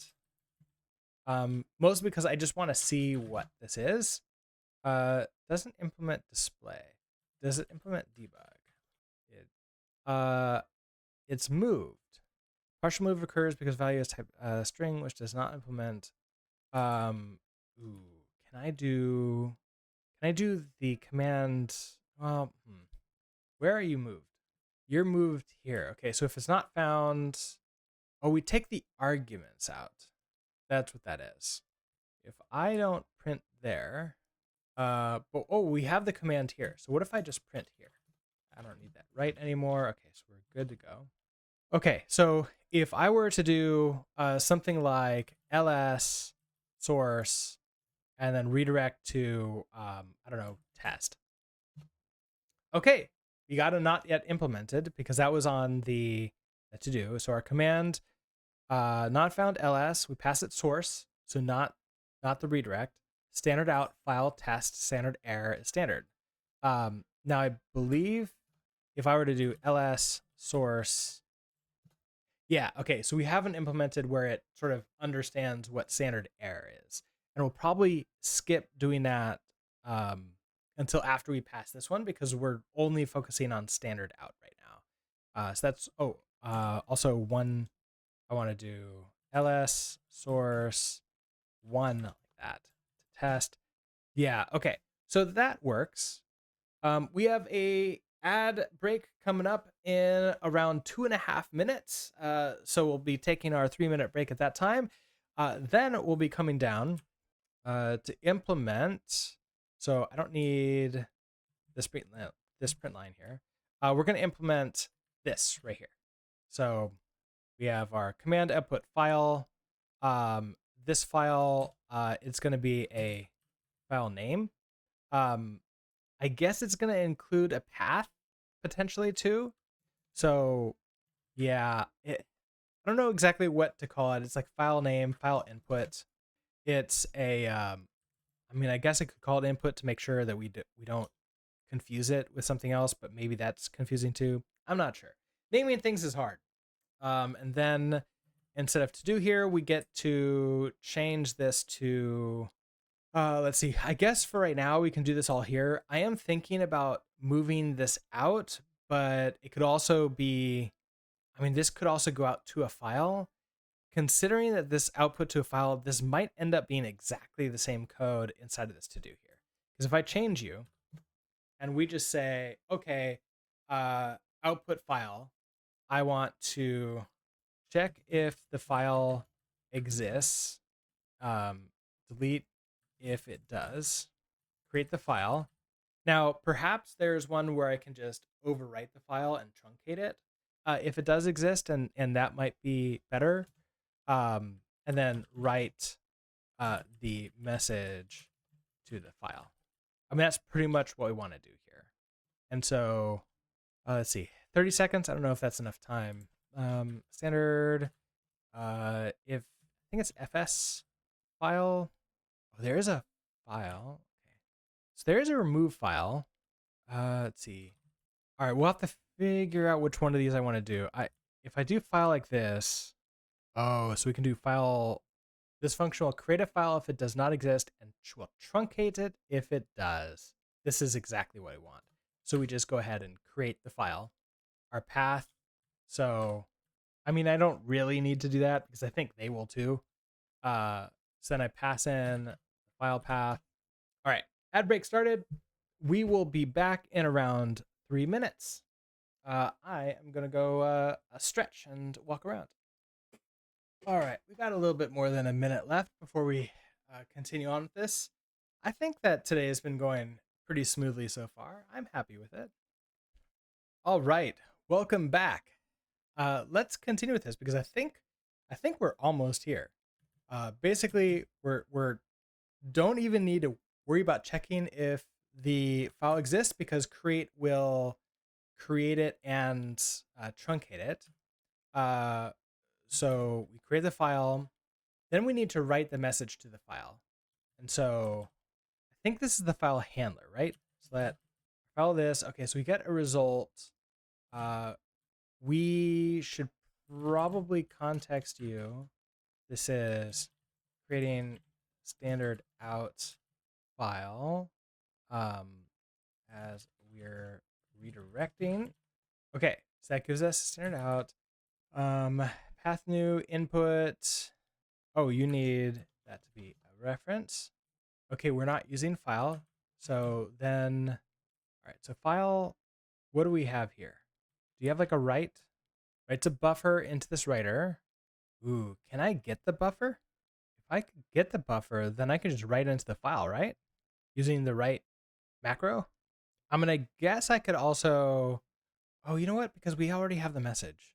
Okay, so what's the difference between write all? Write all writes an entire buffer into this vector. The method will continuously call write until there's no more data to be written. And then there's write. Writes a buffer into this writer, returning how many bytes were written. This function will attempt to write the entire contents of buffer, but the entire write might not succeed, or write may also generate an error. Typically, a call to write represents one attempt to write to any wrapped objects. Ooh, I probably want to write all then. Either way, it's a result. Okay, so if I write all, it's a buffer now. So can I do our message? Oh, wait. Ooh, I don't have the message? Oh, I have to get the message. It's the same thing. Ooh. Okay, so if I get the message, I guess we do this once. So we do this here. So instead of printing, we write you. Uh-oh, we got you twice? That's exactly the same, right? I'm gonna ban. Oh, no, yeah, you're exactly the same. Banned. Okay. We have a message. Can I, as a buff, oh, as bytes. That's what I want. As bytes. And then write all, I want to context, writing, standard out to a file. Do that. Cannot borrow file is mutable. So you need to be mutable. But no errors. Let's see if this works. Now, I believe, so as soon as we're done with this, so this block is going to end, and then file will close, which will close the handler, which is fine because it'll be a new file each time I do this. So this should be fine. I think we're good to go here. So I don't have like a test or anything else like that. So I want to cargo run you. All right, let's do our full test suite. So type that. Okay, so those are working. I want ls that ls source that. Okay, so everything is still working as expected here. If I do ls source and redirect to test, I get no output, which I think is what it's supposed to happen. If I do an ls here, there's our test. If I cat test, I'm pretty sure that's what we're supposed to see. If I exit, there's our test, and there's the contents of test. So we've written standard out to a file. And then we should be able to do this again. And I can do let's do it built in. So if I do type one that to test2, and test2 has that. Okay, so we've redirected standard out twice. Sitsu, how did we end up with channels? Yesterday, after you left, I was playing around with the pipe and realized that channels might actually be easier because it's all within one it's all like together. And so I just sort of had a little bit of trouble with the pipes, and channels just sort of made more sense in my mind. Whether or not it makes more sense in reality is a different question altogether. But yeah, that's how we ended up with channels, is I'm doing one channel for each that each command is sort of sending out of. I think I'm trying to remember exactly what I ran into with pipes. It like wasn't, it's probably more of that I need to play around with them more. And maybe I just got impatient with them. But I think this is working as expected. I'm not yet going to refactor this out. I'm going to wait until standard error to see if it's exactly the same thing. Because I think it's going to be exactly the same thing, except for the context. But perhaps we can context that separately. So let's send this on up. I don't need test or test2. Okay, so we can redirect standard out to a file now. Failed. Okay, what happened here? Oh, well, that's interesting. We expected the prompt, but received nothing at all. Oh, because it doesn't want a blank line. We're getting a blank line when it goes through because I think this print line happens regardless. And in reality, I only want the print line to happen if we print a standard out or standard error. I mean, if I put you here, okay, so standard out, then we print line here, and then also I want to do this here. I wonder if that would still work. So if I do type, no, I get an extra one because standard error has this. I basically want to write, do a print in each one of these if and only if there is a message. And if there isn't, I never print. Now, immediately I go to like, oh, flag, right? I can flag this. In standard out reader, can I see how many messages there are? Ooh, but that consumes the iterator, counting the number of iterations and returning it. That's not great.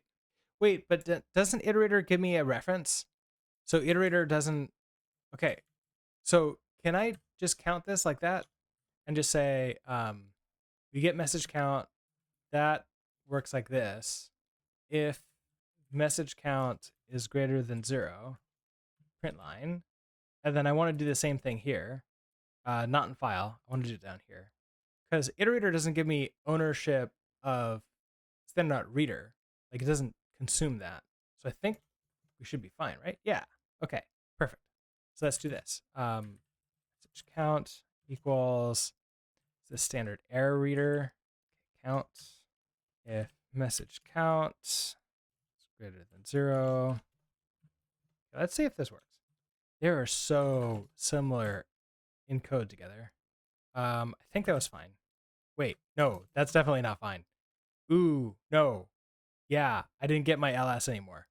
I didn't get anything. Yeah, okay. That I do lose this, don't I?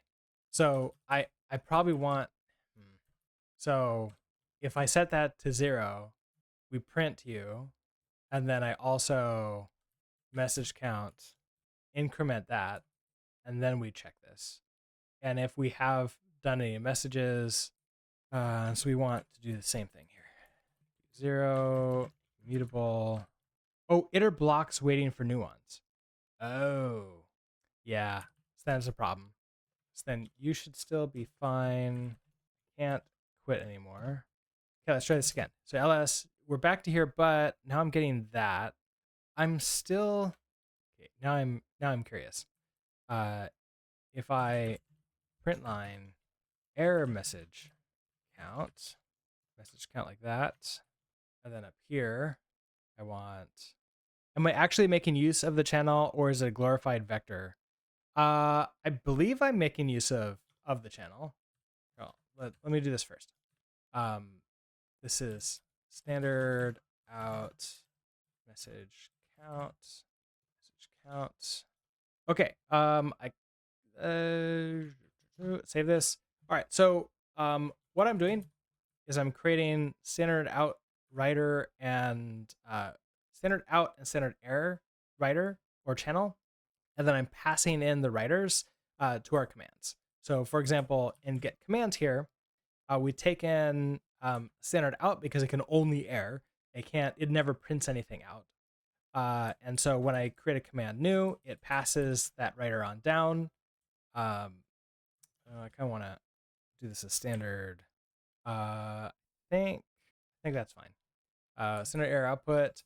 So basically, if there's an error, like when I extract redirect, I could then send a message into standard error to say like, hey, this is the error that needs to be printed out. And therefore I can catch that and then decide, is this going to a file or is this going to standard out? So I think I'm using it correctly as a channel.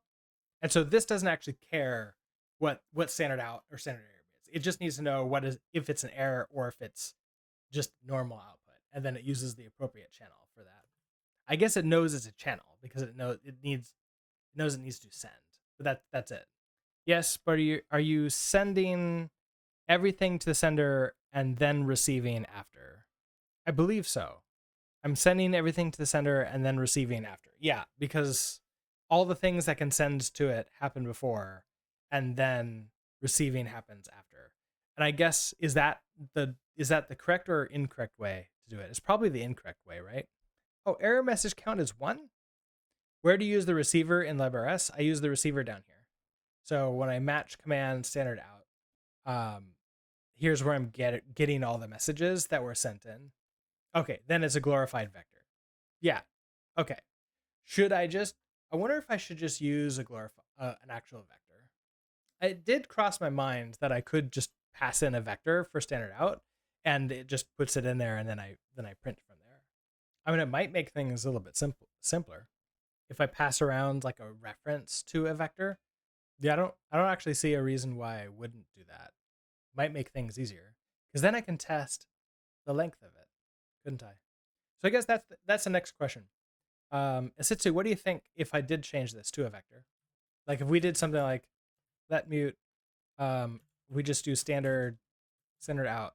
So I guess we'll just do this. We'll just say what you are.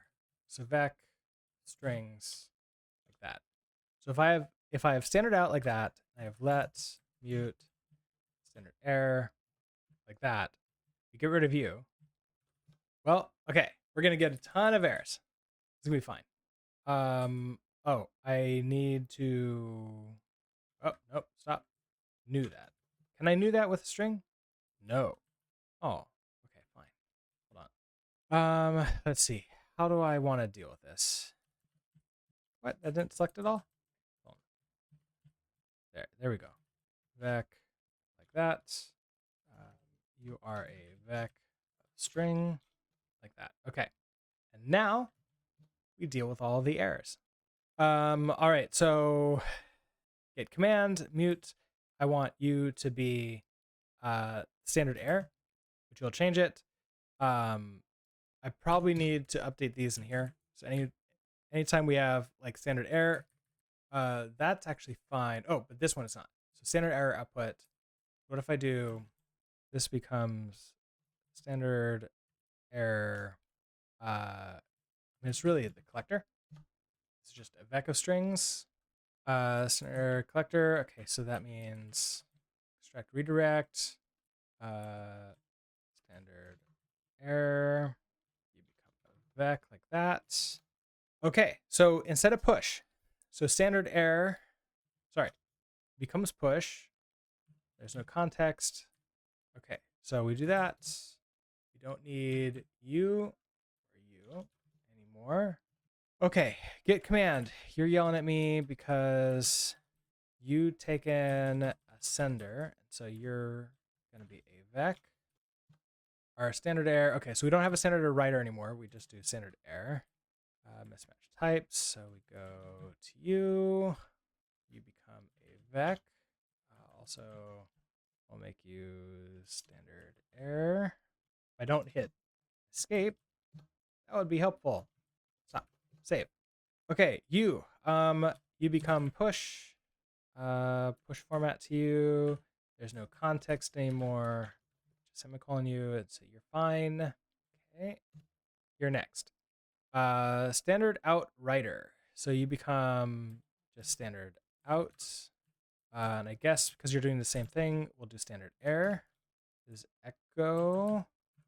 Echo is a vec. You'll still go down the right route, but at least with a vector, you can actually get the length. Yeah, the vector, that is going to be nice, isn't it?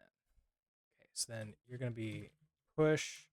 Don't need a context anymore. Need pushed context.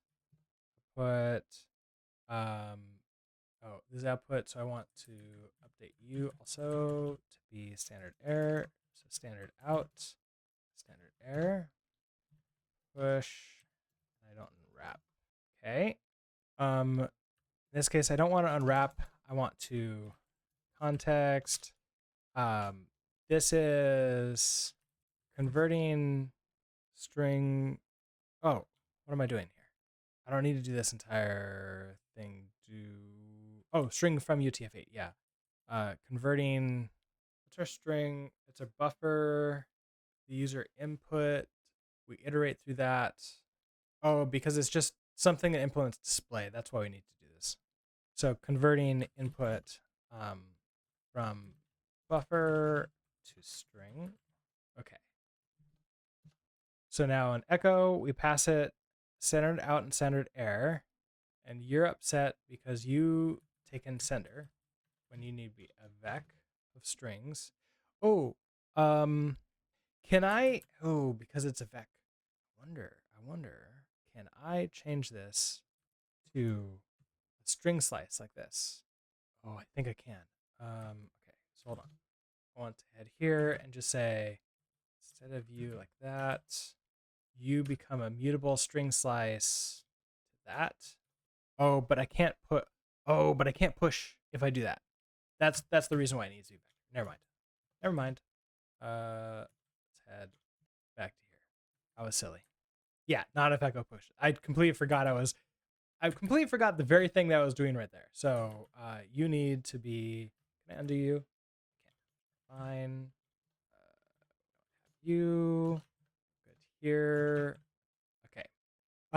We use echo here. So okay, we have standard out, standard error. We'll do that. Sender. So you change into a vec. Okay.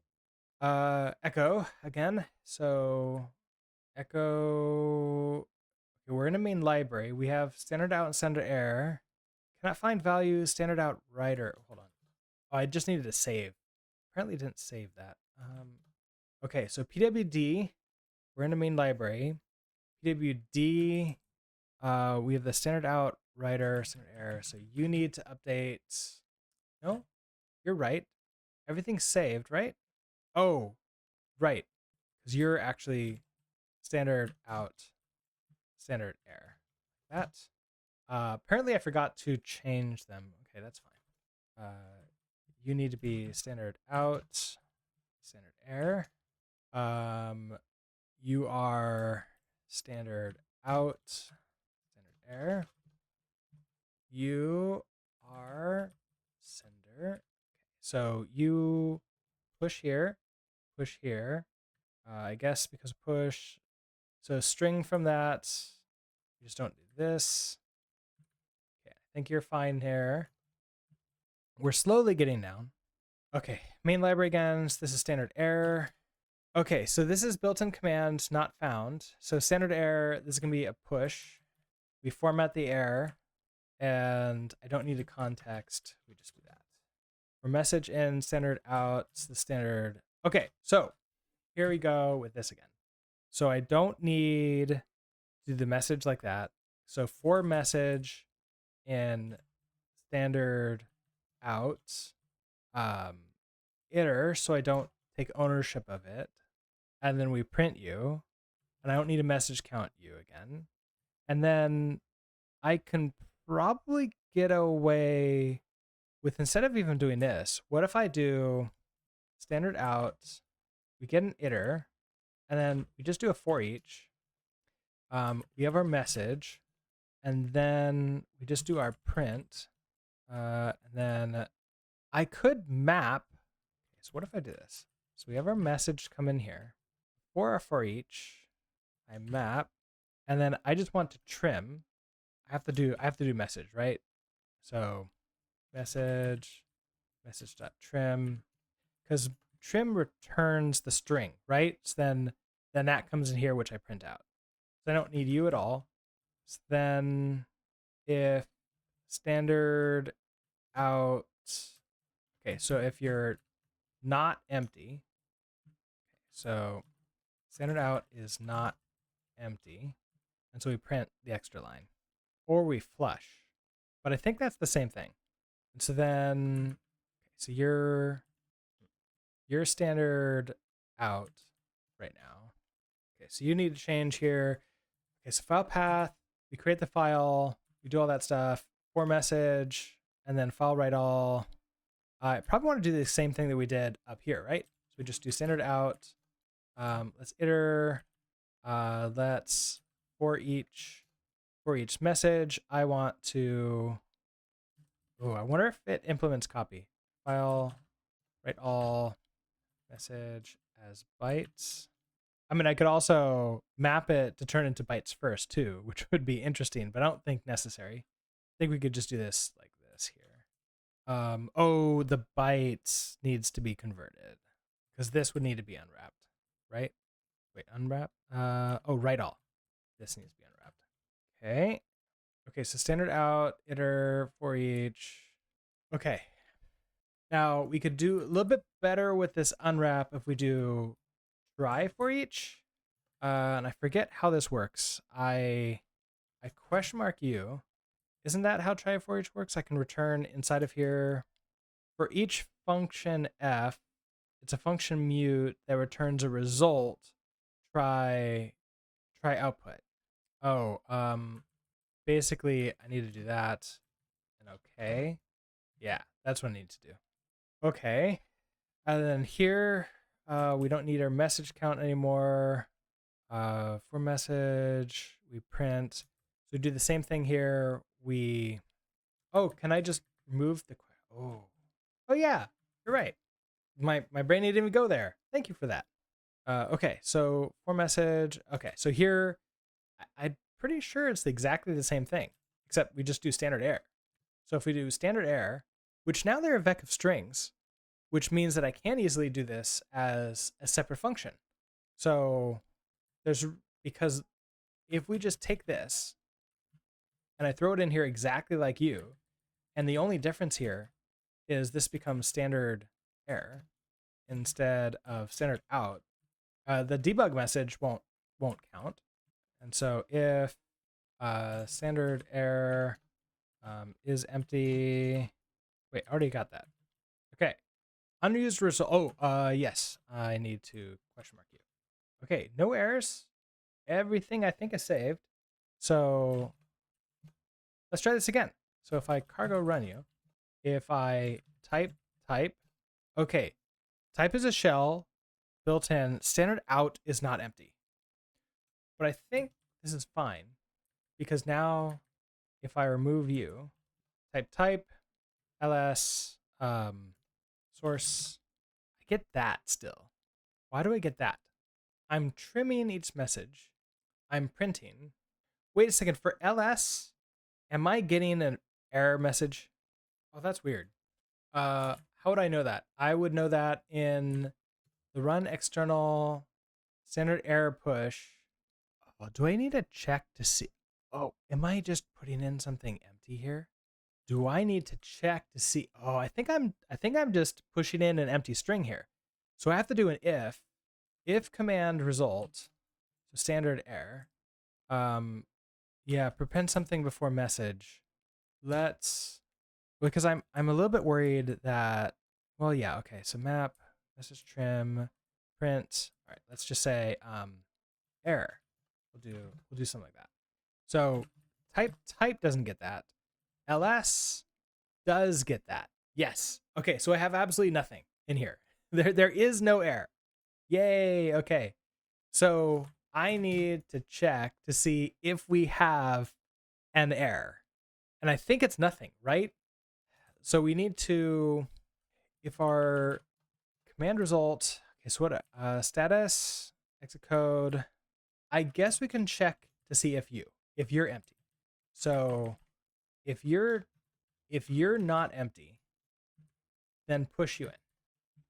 And that means I have to do the same thing to you too. So not command result centered out is empty. What did I do? Is empty. Oh, I put those in the wrong place. That's what happened. Okay. So if I do that, now I should remove the error. Okay. So type that. That.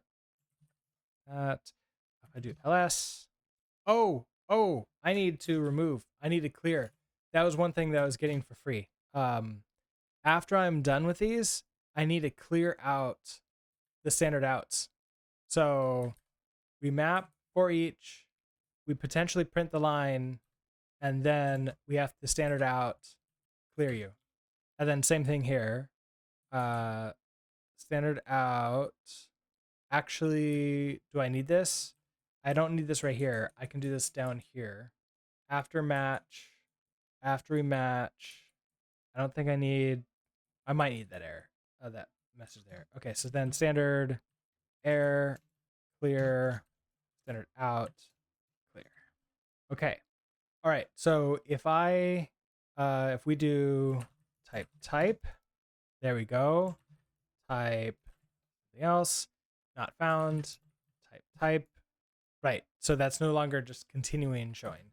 If we do ls, there we don't have that weird error anymore. ls source, ls that. Okay. I think that's working, which means I can now do like an ls source pipe to test, ls source. Did I say pipe to? I did not mean to do that.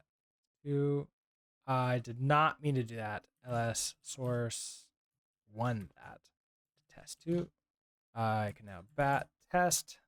That's fine. Bat test two, and that's fine. Okay, I think we're good here.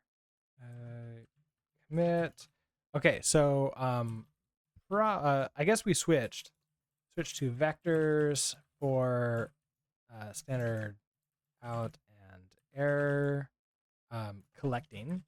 I guess that's it. All right, let's see if this passes. Hopefully it should. Yeah, there we go. Before we go in and update everything else, I feel that we should figure something out here to do. So our standard output for errors, the only real difference here is we want to eprint. We want to eprint the line. Oh yeah, and that is the big difference. I guess the file handling is going to be where they're exactly the same. Here, they're mostly the same. So we have like standard error. So we start with standard out, start with standard error, but still a vec with strings. We iter, we map through the message, we trim it, and then for each, we either print it or eprint it. And I think that's the big difference. Is it an eprint or a print? I'm not sure the best way to have those separated. If they're empty, we then print the line. But file is probably going to be exactly the same, like truly exactly the same. So maybe this is what we'll put into a function.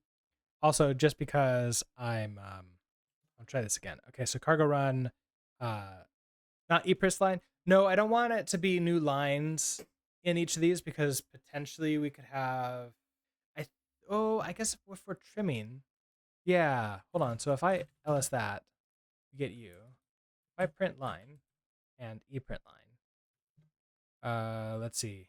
Yeah, okay. So when I do that, I get this extra line at the end because eprint line is doing that. Now, if that's the case, I probably just don't need this anymore, do I? And so if I do ls source type, yeah, okay. I think that's still fine. Oh, you meant in the is empty. Yeah, but now I don't even need that at all because this is fine because each message is its own line. I trimmed any new lines off of it, and so then we add the one here. So I think I needed that when I didn't have the trim on, but after adding the trim, we're perfectly fine. So if this is the case now, we're standard out. So we start with this, we iter, we map, and then we print it, and that's it. We start with this, iter, map, print. Okay. Oh, but it's still eprint. Still eprint line. So I don't really know how to help with that. It still feels like it's its own separate thing. All right. We have a minute before the next break starts. I can't believe it's been an hour of me doing just that. Time flies sometimes. We'll mark you as complete.